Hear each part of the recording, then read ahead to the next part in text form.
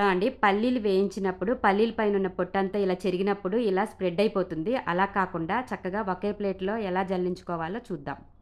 చాలామంది గిన్నెలు కడుక్కునే సింకుల దగ్గర, ఫ్లోరింగ్ మీద జల్లిస్తూ ఉంటారు. ఈ పొట్టంతా కూడా స్ప్రెడ్ అయిపోయి గాలికి అటు ఇటు వెళ్ళిపోతుంది. మనకి చాలా పెద్ద పనిలా అనిపిస్తుంది. మీ దగ్గర చిల్లులు గరిటెలుంటే గనక చక్కగా వాటిల్లో వేసేయండి. ఈ వేరుశనగ పప్పంతా గూడా. ఇప్పుడు జల్లించినట్లయితే పప్పు, అలాగే వాటిపైనున్న పొట్టు 2 గూడా నీట్‌గా సెపరేట్ అయిపోతాయి.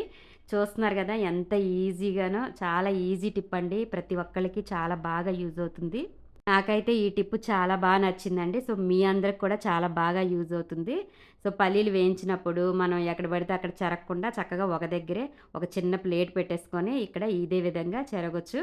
సో, చూసారు కదా ఫ్రెండ్స్ ఎంత బావుందో ఈ ఐడియా. సో, మీ అందరికీ నచ్చిందనే అనుకుంటున్నాను. నచ్చితే గనక లైక్ చేయండి, షేర్ చేయండి. అలాగే మన ఛానెల్‌నైతే ఫాలో అవ్వండి. Thank you for watching.